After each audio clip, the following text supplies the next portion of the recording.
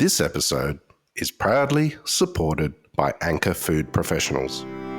Whether you're a caterer, cafe operator, or chef running a commercial kitchen, everyone knows quality products are the foundation of successful dishes. Anchor Food Professionals is a trusted supplier to the hospitality industry and has built a stellar reputation thanks to their consistently excellent butter, cream, and cheese. As the food service business of Fonterra, Anchor Food Professionals is home to many well-known brands such as Perfect Italiano, Mainland, Western Star, and Bega, and is now an important part of the Australian food service sector.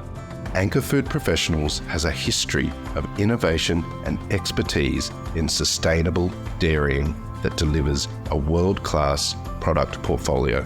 If quality cheese, cream, and butter are important to your creations, head to anchorfp.com.au to explore the range.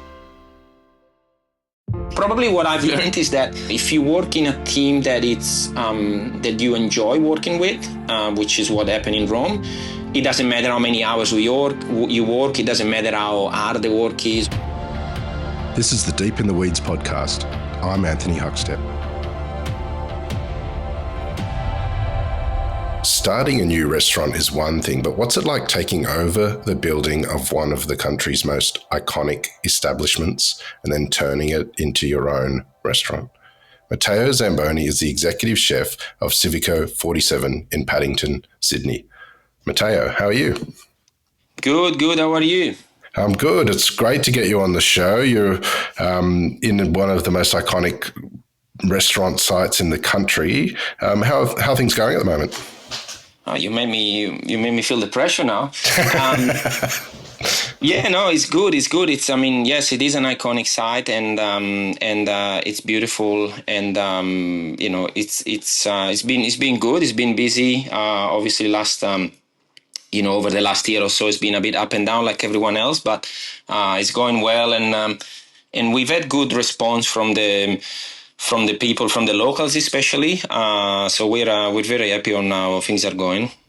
It's good to hear that things are getting a little bit better. It has been a tricky year.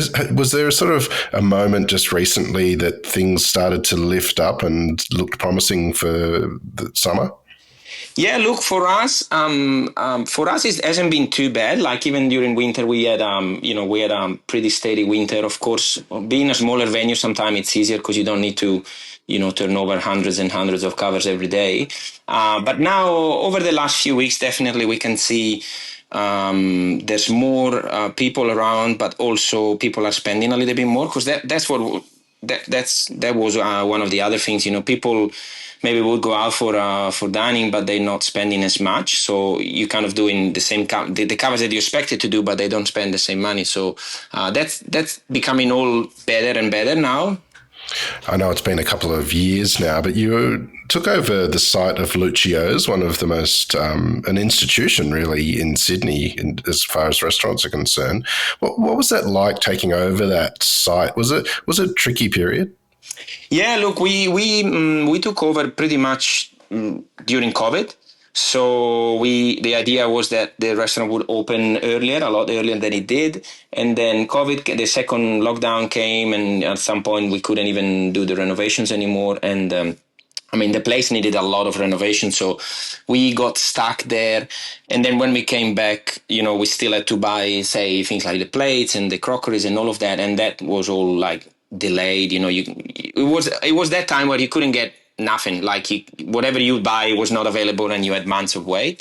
So everything was delayed, but then finally in March 2022 we were able to open. Yeah.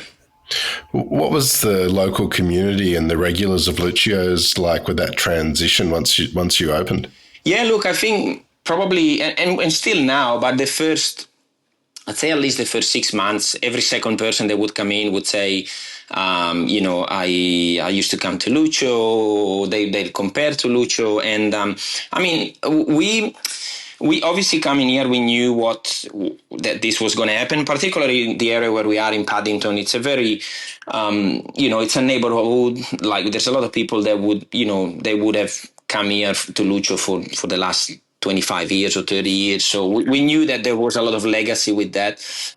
We never look. We had and we have a huge respect for what was here before. We never try to replicate it, or we never try to say, we're more modern, so we're better or whatever. We just came in with the idea we're going to do good food, we're going to do good service, which is really important in this site with the locals, and then hopefully people will be happy to have us in the neighborhood as much as they did with Lucio, and so far it's been good. A lot of people, have made comparison, but I think we do it with respect. And to be honest, the best compliment that we can get, and we do get it sometimes, is when people say, they tell us, you are like the reincarnation, the modern reincarnation of Lucio. So for us, that's the biggest compliment, because obviously, Lucio was iconic and he was here for so long. We're never going to be the same, but to be told, that we are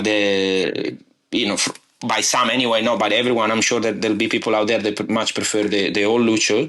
But for us, I mean, it's the truth. But, it's never a competition. It's just, if we get that, people saying you are the modern interpretation of Lucio, like that means that we must be doing something right. That's how we see it. Well, tell us a little bit about Civico 47. What are you doing there? So look, we first of all, the name Civico 47. Obviously, we're on number 47 here, and Civico means house number in Italian. So it's a bit more like the more, let's say, formal or proper way to say house number. So the building, I mean, we mix in with the houses here. There's a lot of restaurant around, but not in the very close to us. So we mix in, we look like a house, and that's where the name came from. And our idea at the start was to do like a restaurant where people would come in and would feel really feel like at home, feel like you're going to like a friend's house, and he puts out the nice crockery, and he cooks the nice food, but at the end of the day, it's a friend's house. Because, I mean, the building, it's a house, really, like it's, which comes with a lot of challenges, I can tell you, for us. But so that was the idea, to do that, and we do that through Italian food, which is probably the easiest way to do it, I guess. Modern Italian. With my background, I've worked in a lot of fine dining in Australia and in Europe. So we do what we do is Italian with I wouldn't say with a twist or anything like that. The idea is, you can tell by my accent, I'm Italian. Whatever I cook will have a strong Italian influence. But then, if we think that, for example, we have a dish, a pasta, which is a very simple prawn pasta, and we put bok choy in it, and the idea is that if something that is not strictly Italian works in the dish, without overcomplicating it, then we do it. But also at the same time, all of the food, it's well prepared, simple, and most importantly for me is it's the food that when you put it down, people see it and they go, okay, I know this is a carpaccio. They know what it is, and then we try to surprise them with the taste, maybe adding a bit of acidity or whatever it is, to give that. Hint of surprise, but not so much through the technique, but more like through the flavors. The flavor is really important. How did the opportunity come about for this role that you have? Yeah, so look, I was approached by the people that took over the site, and initially I was not really too keen about it, because it is a small site. It's, for what I've been doing in my career, it's probably the smallest restaurant that I manage, but at the end of the day, I like the idea of that it was Lucio, and now looking back, I'm really happy, and it's a great spot, so that's how it came about. I want to sort of explore your food in detail a bit more later on, but take us back to when you were young. You mentioned you're from Italy. Whereabouts are you from, and what sort of role did food play? Yeah, so I'm from the north of Italy. It's an area called Brescia, which is it's kind of halfway between Milan and Venice. Let's say there's a big lake there called Garda Lake. So it's an area where, strangely for Italy, the actual little pocket where I come from, let's say, doesn't have a huge food tradition. I mean, we have, but like for Italian standards, it's not like there'll be places where there's like you can say, 5 or 10 dishes that are from that area, and it's very recognizable. My area is not really like that, but we do have food that is from that area. Yeah. Are there any sort of dishes or feasts that you recall within your family when you were growing up that you can share with us? Yeah, look, one of the things, and look, what I just said, it's weird because, in a sense, because like for Italian standards, like I said, there'll be a lot of places where there's a lot of traditional dishes, but one of the most famous dishes of my area is called spiedo, which is basically spit meat cooked on a spit, but it's not like there's like a special machine which is very simple. It's just like a stainless steel, like little oven really, and you put the meat on, but it's small pieces of meat, and it's cooked over charcoal, of course, with a lot of butter. We do use a lot of butter in my area, and I mean that's probably the most traditional dish, the most famous one, and but it's very local to that area. Like there'll be people 100 kilometers away from where I come from that they never heard of that dish. It's not like say famous nationally. Yeah, yeah. But the good thing is like every celebration, whether it's a birthday or a lot of the obviously the religious celebration as well, that's one of the dishes that you cook, because you cannot cook it for 1 or 2 people. It needs to be like, if you get the small machine, you can feed easily 10 people. They don't really do a smaller one, and normally they are bigger, so they you feed like 20 people. And so yeah, that's the most famous dish, and it's kind of like something that you do because you need to get in the meat, you need to cut it, you need to roll it in a certain way. Some cuts of meat, like pork neck and things like that, you put sage inside, and then you put it on this spit. It needs to sit one day before you put it on, before you cook it, because the meat needs to release all the blood and everything. And then the day after, let's say, if you want it ready at 1 p.m., you need to start cooking it at like 7 o'clock in the morning. So I remember the days where we were doing this spiedo thing, and it'll be like the day before the preparation, and the day after it's like everyone's up early and preparing, and normally you're hosting a lot of people at home, so it was like a big day like that. And of course in the family, my uncle would do it one way, and someone preferred the way he did it. My grandma would do it a different way, and it's just everyone had his own way to do it, and everyone said, "No, I prefer that way, or prefer the other way." So that's another thing that we did. Once again, I mean, if I think about it now, it's a little bit crazy. Like we were making at home, and my family, they still do, like salami, homemade salami, and passata. Not so passata, not every year, but like most years, or even pickles. And a few years ago, especially, maybe a little bit less now, but like say 5, 6, or 10 years ago, here in Australia, it became a thing where like let's say sophisticated people, let's call them that way, would do passata at home, or would do try to do these things at home. And for me, when I remember when I was growing up and we would make salami, it wasn't like something that I would say, oh, this is so special. It's like, because you see it and it would happen multiple times during the year, it's not something that you'd see as something special. But now, now probably a lot less people would do that, especially in the capital cities, even in Italy. But now it was funny when when you would see people doing it here, and promoting it on Instagram, that they were doing passata, and I'm like, I used to do that as a kid, and I never thought it was a big deal, because that's how I grew up. So yeah. Well, what were your first steps into the restaurant industry? Yeah, so for me, going into restaurant was more like I always wanted to be financially independent somehow. Even if it wasn't a request from my family, it was just my my idea. So I think restaurants, when I was 13, basically restaurants is kind of, the easiest way of, probably still now, kids that would get a job, their first job would be either a McDonald's or something like that. In Italy, we didn't really have much McDonald's at the time anyway, or even now, to be honest. But so there were, and in the area where I'm from, there's a few local restaurants that would serve this pedo meat that I was talking before about. And normally during the weekends they'll be fully booked, because people from all the other towns around would come up and eat, because it's the country town where I come from is up on a hill, so there's nice view and fresher air, let's say. So people would come up on weekends and have this meat in this very simple trattorias, very simple food, local food with mushrooms or whatever it's in season, really. So yeah, my first job was with this idea, like I said, to make some money, really, as a waiter in this restaurant, one of these restaurants. And I was 13. And I remember, I'd go there on mostly, I think it was on a Sunday, because obviously the other days I was going to school.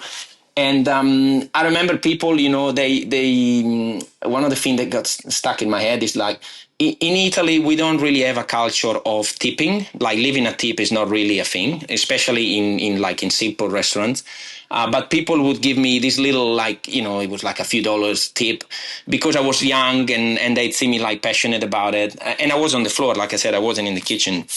Obviously I must have been doing a good job. I think that's where the whole idea started of, working in restaurants. And then from that, obviously, I was going to school because I was 13, 14. And then I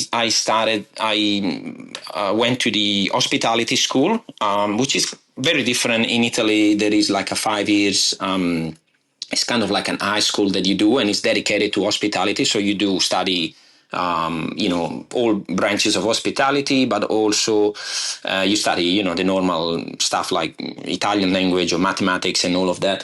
So I went to that school. I'm not too sure why I went there. Maybe because I was working in restaurants already, and I thought that was a good thing to do.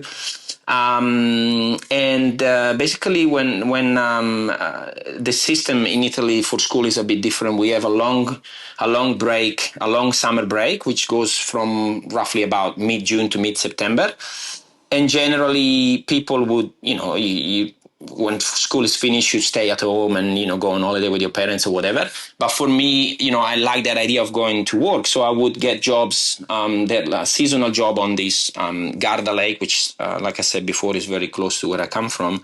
And there's a lot of high-end, especially German tourists coming down for their holidays.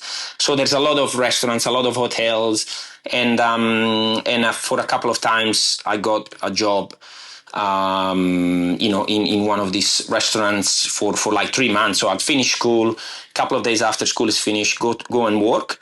But this time, particularly one place where I've worked, which is people that I'm still friend with, I went there and I worked for like the 3 months, and that was kind of my first real 3 months in the kitchen, working really hard, 6 days a week. But yeah, I loved it. It was never for me something that I would be like, oh, I shouldn't be, and I should be, going out with my friends or anything like that. For me, I was at the right place. So, and then back to school in September. So it was hard, but I loved it. In those early days, as you started to build your career, what were the sort of important venues and people that you worked with? Yeah, look, when we talk about the early days, this restaurant that I just talked about, on Garda Lake, it was like a family restaurant. It is still today a family restaurant. So that was like important for me, because I would stay there for 6 days and then go home one day to stay at home and then go back. So, I was away from home. I was 15, away from home, but I still was in an environment that was very like a family.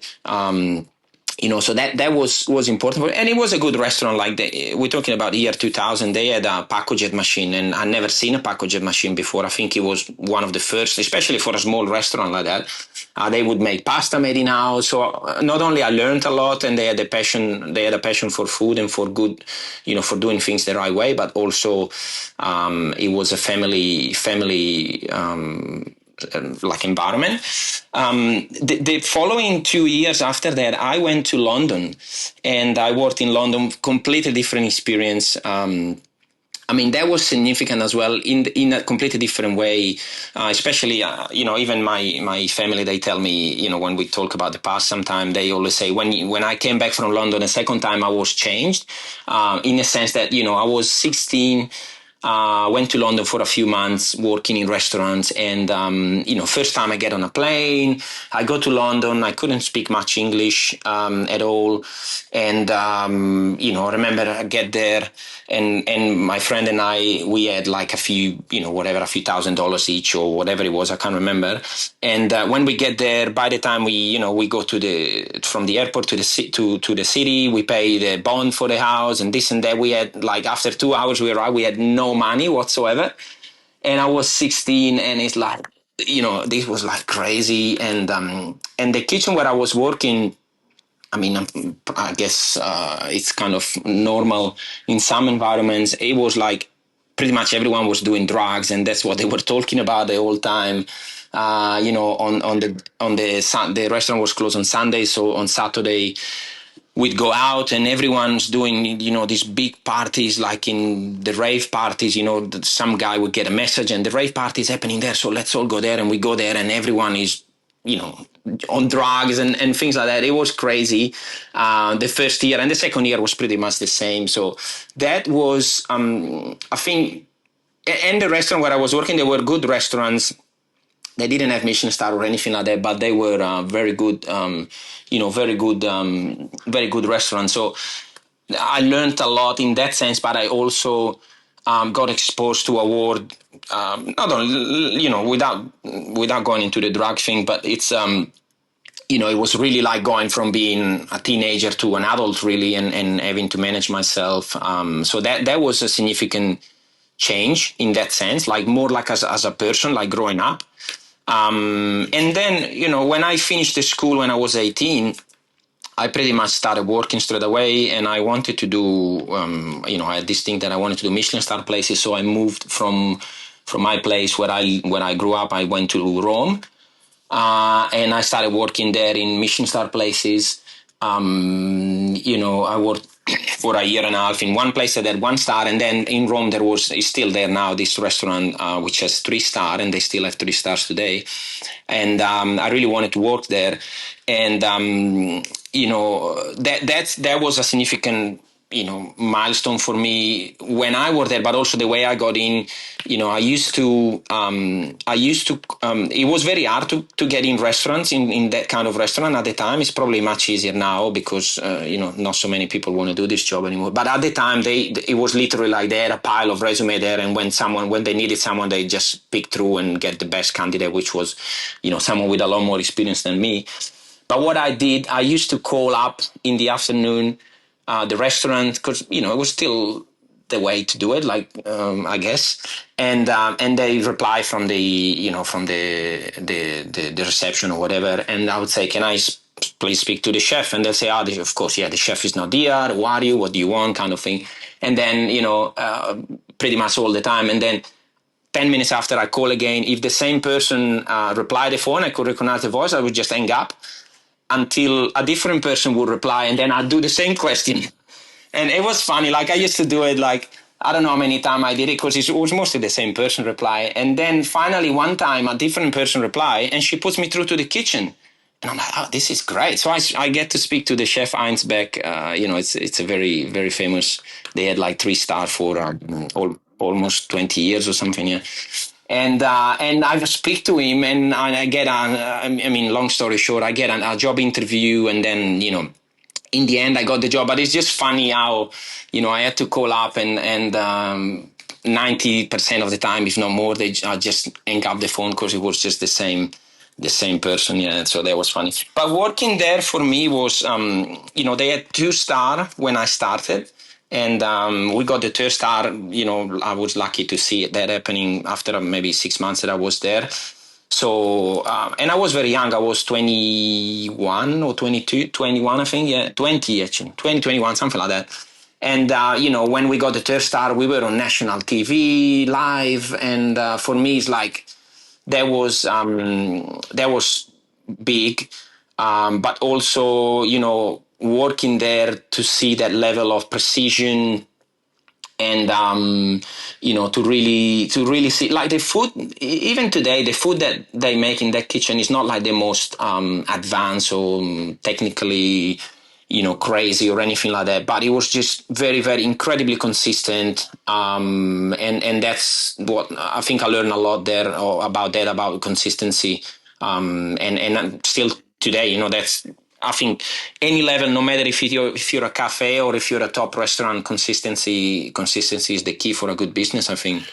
You spent some time at Restaurant Krakow in Milan. What did you take away from that? Yeah, look, that one. After I did my almost 3 years in Rome in the 3-star, I went to Krakow, which at the time was one of the most talked about chef, and it was up there, and it was a very different kitchen to when I was in Rome. Obviously similar in many ways, the pressure and that striving for perfection and all of that, but somehow I didn't get the team environment was not as good. So for me it was tougher in that sense. I still learned a lot, of course, about the food, and his food was a lot more technical, a lot more modern, so a lot more, techniques in the plates, in the dishes, and the creativity was just approached in a completely different way. But yeah, like I said, what I've learned is that at the end of the day, if you work, especially at the time when I didn't have obviously family or like nothing that would, not much commitments in life, because that's normal what you have at 22, 23 years old. But I learned probably that, if you work in a team that that you enjoy working with, which is what happened in Rome, it doesn't matter how many hours you work. It doesn't matter how hard the work is or how much, tough time you get from the boss or from the chef. Whether, like I said, when I was in Milan, working with the team I didn't really enjoy, it made it a lot harder. It made it a lot harder for me to work there. You made a move to Tokyo to work there for a little while. Tell us how that came about and how different the kitchens were there. Yeah, so before coming to Australia, I went to Tokyo. I had the opportunity during my years in the Michelin star restaurants in Italy to get to know the chef, Seiji Yamamoto, and he's a 3 Michelin star now. He was 2-star at the time. And this chef was like, we would go when I was, particularly when I was working in Rome, we would go to this, they used to do, I think they do it a little bit less now, but this food congresses, particularly in Spain, we would get invited, and often, I was lucky enough to be one of the chefs that was picked to go with Heinsberg, with the head chef. So we would go there, and I met this Japanese chef, Seiji Yamamoto, which was kind of a big name at the time already. And, he would offer the opportunity to go and do a stage in his restaurant. And they would give you accommodation, obviously no pay, but you give you accommodation. So I always loved the idea of going to Japan, and I'd been already by then. So yeah, before coming to Australia, I went and I worked there for a few months. Crazy place. Like they work like really, the stagiaire used to get into the kitchen a little bit later, which was, I think it was about midday or 11 in the morning, something like that, because they were only doing dinners 6 days a week. And, but you wouldn't get out of the kitchen before 2 or 3 a.m. ever. It's like crazy days, super long. And we were doing like 15, maybe less, maybe 20 covers a day. on a degustation menu, which wasn't that big. It was like maybe 15 courses or something. And it was like the way they work. Look, I learned so much. Like all the things they say about the respect of the ingredients and all of that, like it's there. Like you can really see it. Like it's everyone would say that, but it is really like that. We had like live tanks of seafood. Like they order come in and they grab the seafood and kill it and cook it. Like it really doesn't get fresher than that. For example, or the top ingredient, the best mango that I've ever tasted, or the best peach that I've ever tasted. But the way they work was just crazy. I mean, a lot of people didn't speak English, so it was very hard to communicate. But also, they had all these rules. Like, one of the craziest for me was like after we finished service, and it was late because sometime we would get chefs from other restaurants coming in, and they would be coming after they finish their service. So it would be like the guy from the 3 Michelin star restaurant coming for dinner. So it was like a VIP, but it would come in at like midnight. So we had to stay there. We've done like 10 covers from 6 o'clock when they opened to midnight. And then we had this table of 2 super VIP, and he's coming at midnight, and we'll be there until 3 o'clock just serving the food to these guys. And obviously because he was VIP, he had to be super focused and everything.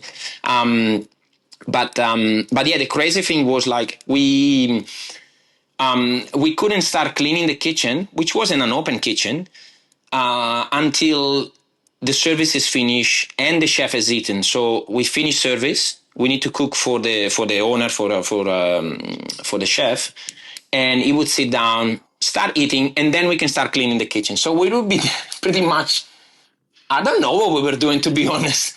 And it was like, can we just clean and go? It's like, I understand we are, we're striving for perfection and everything, but this is not being perfect. This is being inefficient, right?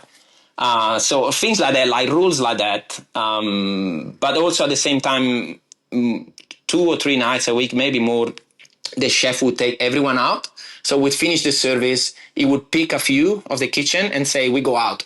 So we'd go out and he'd pay for everything. And we would, drink and, and eat. And then, go home at like 5 or 6 a.m. And then the day after you're at work again.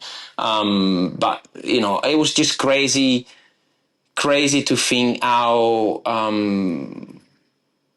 how weird it was. But I learned a lot. Like I said before, respect of the ingredient, quality of the ingredient is just not, when people would say Italy has great ingredients, yes, but like Japan is just on a different game. It's just crazy how the quality of the ingredients is, and what we could get access to in that restaurant was just incredible. Why did you make the move to Australia? Yeah, look, Australia was kind of on the radar for me to come as a working holiday visa for a year. I always, I wanted to go to Japan, and I'd been to Japan. I wanted to go to Australia. So Australia, we had, for Italians, there was this opportunity to do the working holiday visa, which is still happening these days. And I came here with that idea, with the idea of staying 1 year. I really liked Tetsuya. So when I came in, I remember the very first day, I got to my hostel, which was in Kent Street, where Tetsuya used to be. I think, let's say, I don't remember exactly now, but let's say I got there like at 11 o'clock in the morning or something. It was quite early, and they wouldn't give me the room because it wasn't available. So I dropped my stuff and I went to Tetsuya and left my resume after few hours that I'd been in the country. So I left my resume straight away there. They never called me. But yeah, in the end, I came in with that idea of working there. And then when I came here, Key was really, the place, happening, kind of like becoming really internationally famous and everything. So everyone would say, maybe, if you can't get into Tetsuya, just try Key.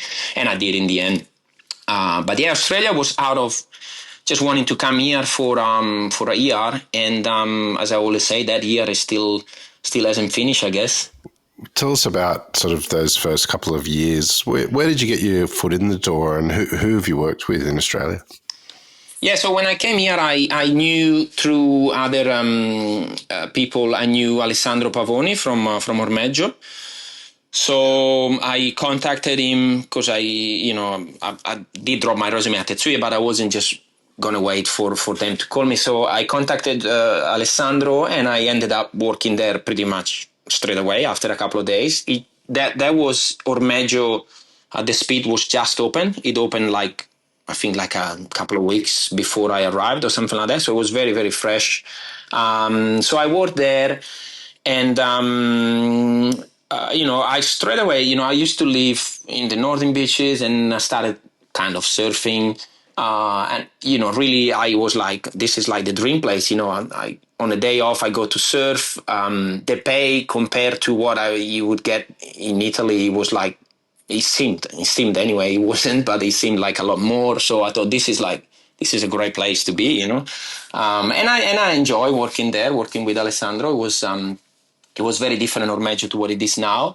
But they were busy from the get go, so it was a very good experience for me. You also made the move to work at Pillow with Giovanni. Well, do you have any stories of what it's like to work with him? Yeah, look, I with Giovanni. After I think a couple of years that I was here, I was looking for a head chef, so we had a chat, and I ended up getting the role there. It's a great restaurant. I mean, lots of respect for what they do. They've been 20 years, I think, this year in that location, which is crazy. And successful restaurants. It was the thing that always impressed me about that. It's like, and I've worked in a couple of places that were like that.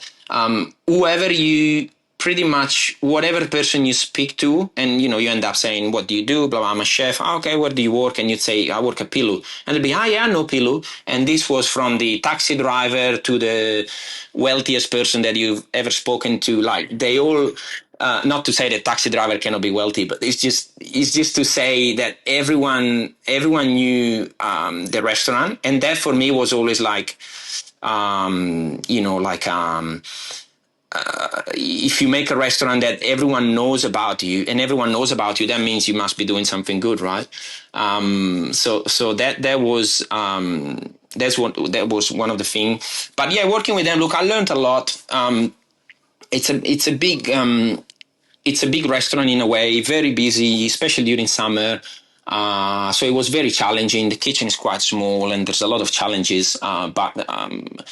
But Giovanni and Merlin are they've always been supportive, and I learned a lot. To be honest, one of the things that I learned the most there is probably the importance of service.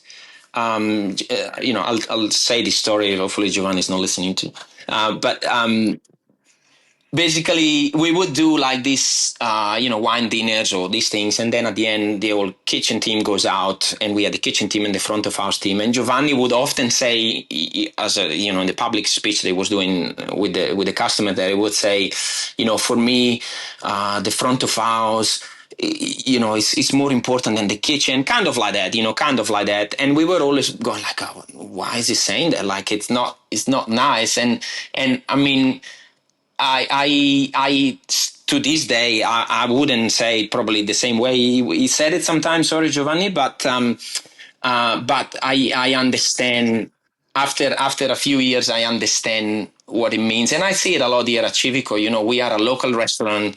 People want to have great food, yes, but people also want to have great service, and great service is a personal service. It's like it's things like that, and it's super super important. Like do I believe the story that people say if you have a bad meal and great service you're gonna go back? Probably not. If you have bad food, you're just not gonna go back in a restaurant, really. But can an average meal be saved by an incredible service? Absolutely. So I feel that's what I've learned there. And even now, whatever restaurant I've worked after Pilu, I always try to have a great relationship with the restaurant manager, because at the end of the day, what I tell my chefs as well all the time is like, once we put the food on the pass, we don't have any control on it. Like, and and most of the dishes, the moment you put them on the pass, they start